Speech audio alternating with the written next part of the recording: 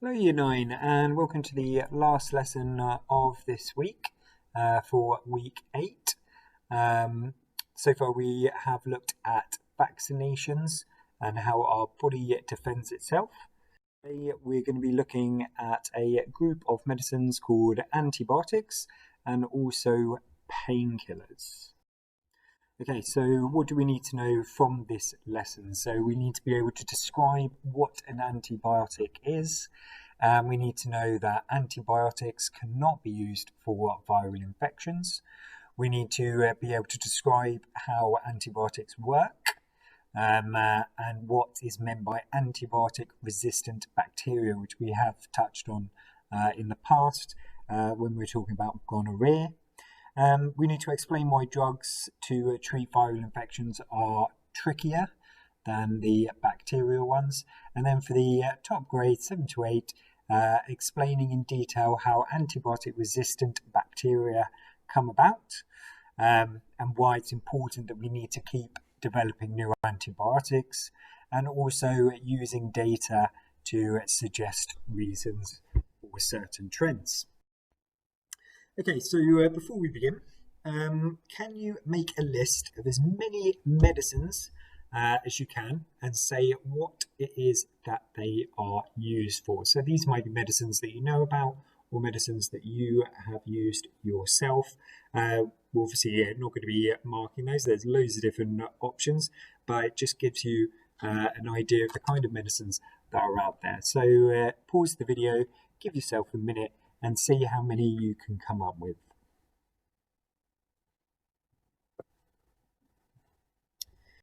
Okay, so what we're going to be looking at is what happens if you do get a infection, how we can treat the symptoms, because it's very different to vaccinations where you're preventing the infection in the first place. We're looking at what happens if you do get that infection. So when you've got an infectious disease, normally we would take a medicine that will contain a drug or different drugs that will help us out. Often though, the medicine doesn't actually affect the pathogen, so it doesn't kill the pathogen. What it does is it just makes you feel better, so it tackles the symptoms of the infection. Why might you take aspirin or paracetamol if you have a cold? So why do you think people take aspirin or paracetamol when they have a cold? What do you think?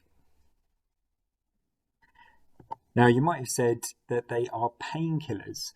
So aspirin and paracetamol are a group of medicines. They are different group of medicines that will tackle pain. So they actually block the synapses, sending pain messages to your brain. So if you've got a headache or sore throat and things like that, then they'll stop that pain. But whatever is causing it will still be there. So they don't actually affect things like cold viruses that will actually cause headaches and sore throats. They don't cure you. They don't make it any faster for you to fight that infection. They have no effect on your immune system or anything like that. It's purely tackling the symptoms caused by the pathogen. So what I'd like you to write now is your own definition for what a painkiller is, because we do need to know about painkillers, what they actually are. So use the information that either I've spoken about or is on this slide, pause the video and put a definition in for what a painkiller is.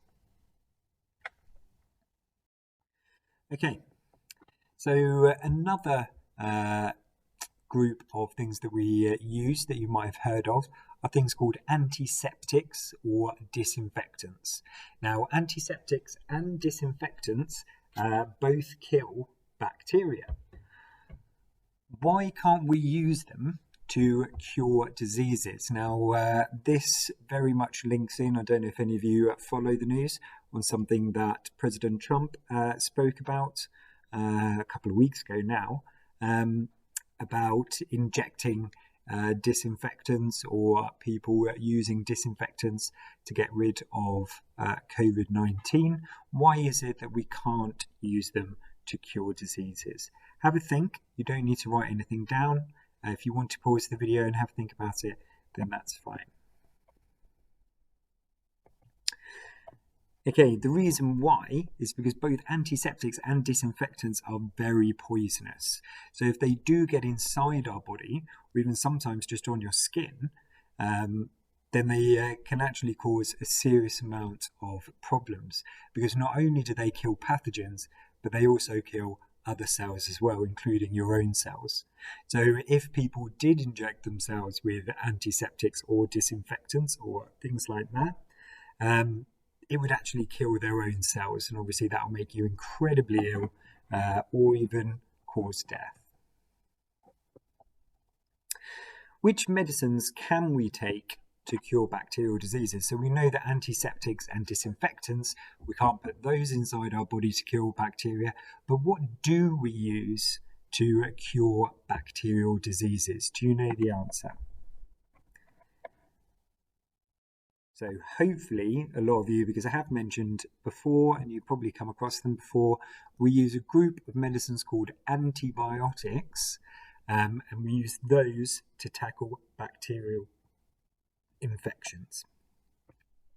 So drugs that have really changed, these drugs have really changed the treatment of communicable diseases. But remember, they only affect bacteria. So you couldn't take antibiotics for something like HIV, but you would take it for things like gonorrhea. The impact of antibiotics on deaths from communicable diseases has been enormous.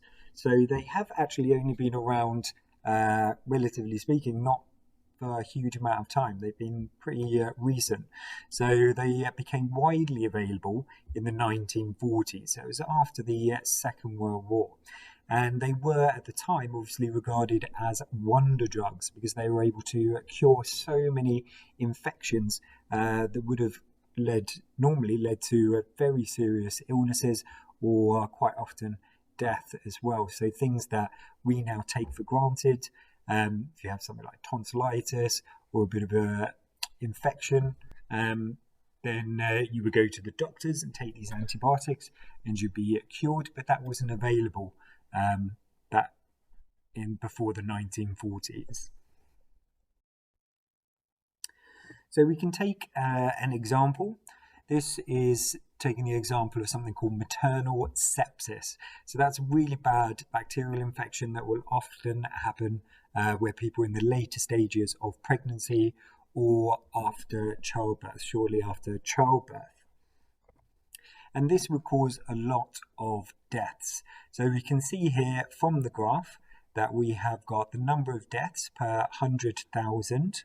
And going along the bottom, we have got the decades, so the years. And you can see that in 1900, there was a large amount of deaths. So out of 100,000 live births, over 800 of them, there would be deaths.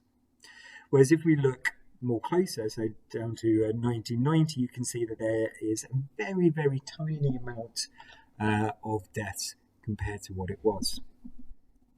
So I've got some questions here, 3 questions.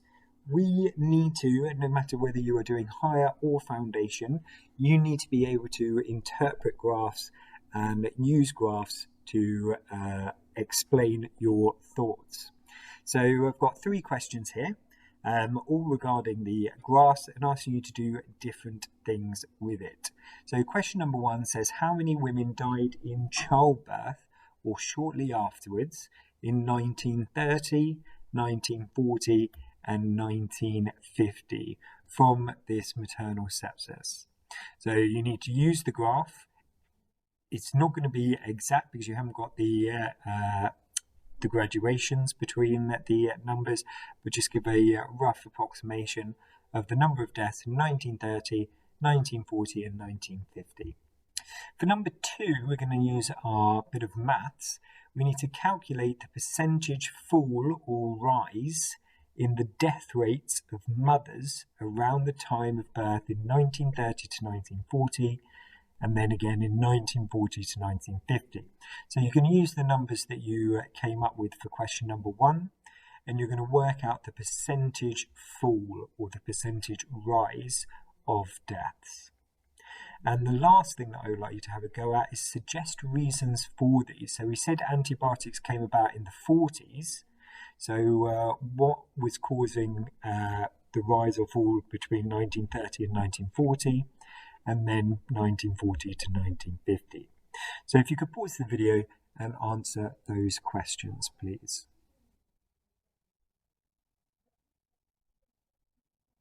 Okay, so we're going to go over the answers now. Especially question 2 is a little bit trickier, so make sure that you are looking at how you would do this if you were asked in an exam. So in 1930 there was about 680, so hopefully you've got roughly about 680, give or take 10, so between sort of 670 to 690. In 1940 it was about 380. 1950 about 90. So hopefully we're able to get those numbers from the graph. So give yourself a tick if you got those correct. Now question number 2, you've got to work out the change. So using the numbers, you might have different numbers, but you should get roughly the same answer in terms of the percentage. So you would need to take the difference in the numbers. So between 1930 and 1940, there is a difference of 300.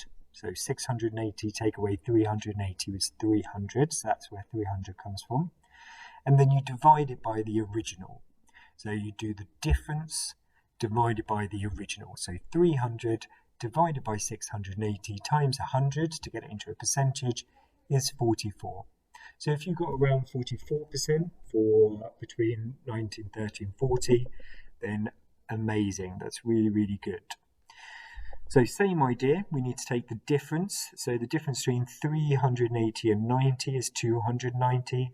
Divide it by the initial one, so 380 times by 100, and that will give you 76%. So there was a 44% drop between 1930 and 1940, and about a 76% drop between 1940 and 1950. Now, antibiotics weren't widely available until the 1940s, but yet there was still a drop between 1930 and 1940. So you had to suggest a reason what might have actually caused that.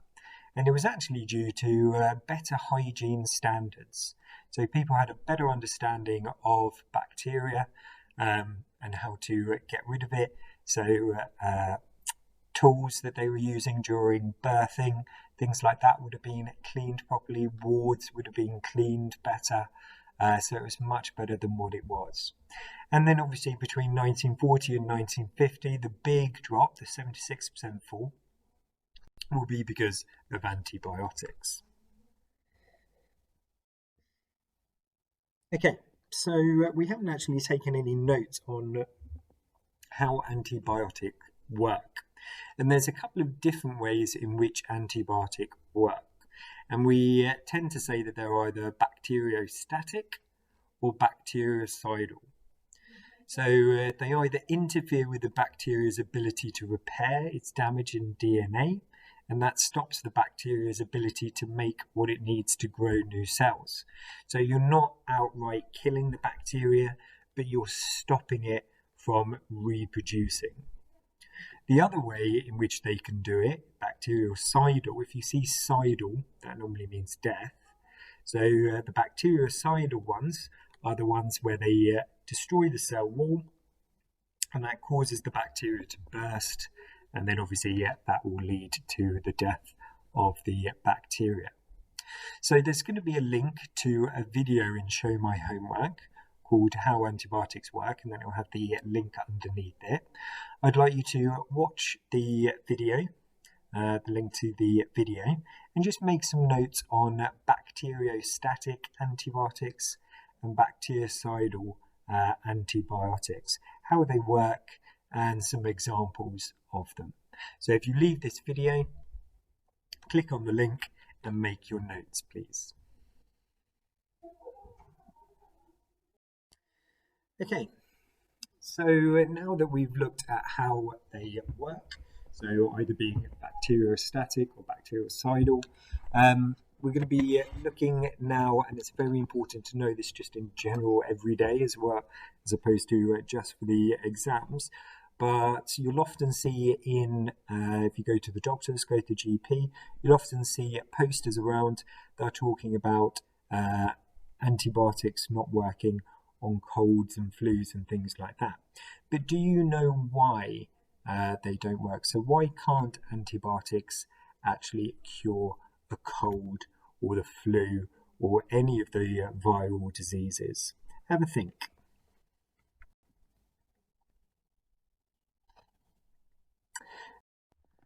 So the reason why is because viral pathogens will actually reproduce inside your body cells.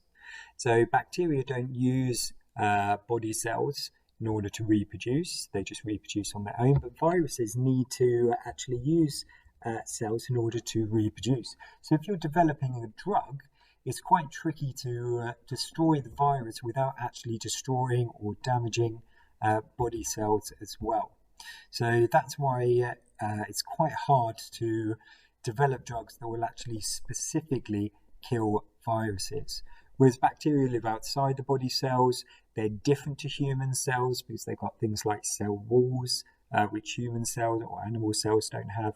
So it's a lot easier to actually kill bacterial cells with medication compared to viruses. Okay, so something that we've touched on in previous lessons is something called antibiotic resistance. And this is a major concern at the moment. I mean, it's up there with global warming, things like that. They're going to have a massive impact on society if this persists and there isn't a development of new antibiotics. So there's some strains of bacteria that are actually becoming resistant to antibiotics. So the bacteria are evolving and there'll be a mutation and that bacteria will be more resistant to an antibiotic, and then obviously that's more likely to survive and reproduce and go on and have further infections. So we need to know about antibiotic resistance. So I've got a video, another video link. Again, I'll put this in Show My Homework under Antibiotic Resistance.